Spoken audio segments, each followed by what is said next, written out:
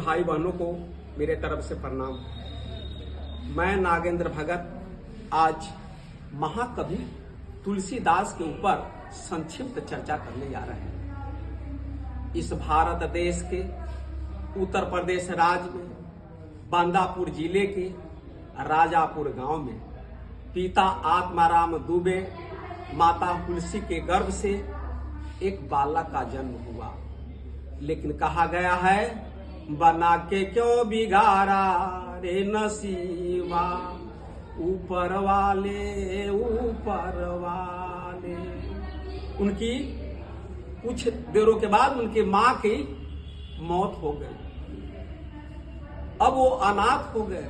लेकिन जिस समय जन्म लिया था उसी समय उसके मुख में 32 दांत था और राम राम बोला था। इसीलिए तुलसीदास जी का बचपन का नाम राम बोला पड़ा था।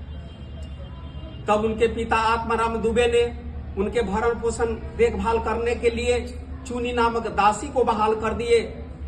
लेकिन कुछ दिन के बाद चुनी नामक दासी की भी मौत हो गई।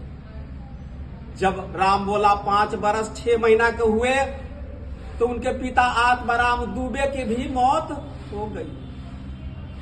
बड़ी दुखद बात हो गई। तो करे तो क्या करे, कहा गया राखन साखे साइया, मार न सके यही कोई, बाल न बाका कर सके जो जग बैरी होई। ऊपर वाले रखवाले थे, उन्होंने किसी प्रकार से बच्चा भटकते भटकते इधर उधर घूमते घूमते रहे, लेकिन कोई अपना अंदर नहीं जाने दे, किमारी बंद कर लेते थे। कहा गया है, बनला के बाद 10 गो साथी, बिगड़ला के न कोई बा। उसका बुरा दिन चल रहा था।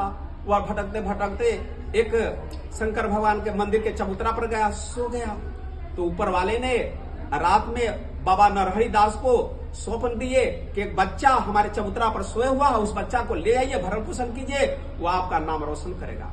उसके हिसाब से बाबा नरहरि दास आए और उस बच्चे को भरण पोषण करने लगे, देखभाल करने लगे, पढ़ाने लिखाने लगे। बच्चा पढ़ लिख कर बहुत बड़ा ज्ञानी हो गया। उनका नाम रख दिए तुलसीदास। लेकिन कहा गया, जो चिड़िया उड़े आकाशा, फिर करे धरती के आशा। तुलसीदास को घर की याद आई। राजापुर गांव जवान हो चुके थे, तो आए और रात में प्रवचन देने लगे। और प्रवचन देने लगे, सभी लोग सुनते थे।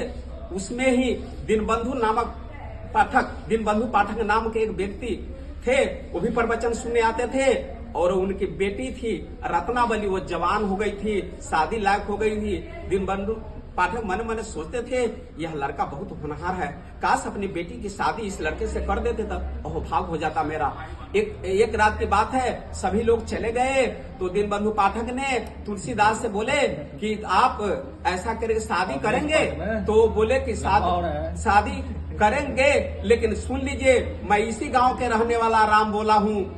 हाँ, कोई बात नहीं, जीवन में अच्छा हो जाता तो सब हित हो जाते हैं, बुरा हो जाता तो हित भी दुश्मन बन जाते हैं। वो सभी लोग अब तो हो गए, जो भी विचार विमर्श हुआ और जो भी नियम कानून था वह उसके हिसाब से शादी हुई।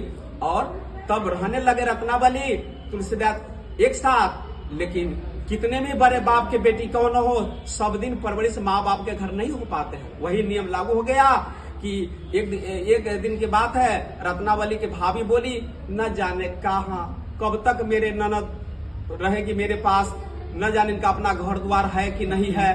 तो वही बात कोई औरत रत्नावली के भाभी को कही, भाभी बोली से रत्नावली को कही, रत्नावली जाकर अपने पति परमेश्वर जीवन साथी तुलसीदास से बोली, क्या अपना घर नहीं है, हम सब दिन अपने नैहरा में रहेंगे? है, चलो काशी में चले गए और वहां रहने लगे। रहते एक दिन की बात है, तुलसीदास को कहीं बाहर जाना था। हिंदी, अंग्रेजी, उर्दू, फारसी में समझा के बुझाकर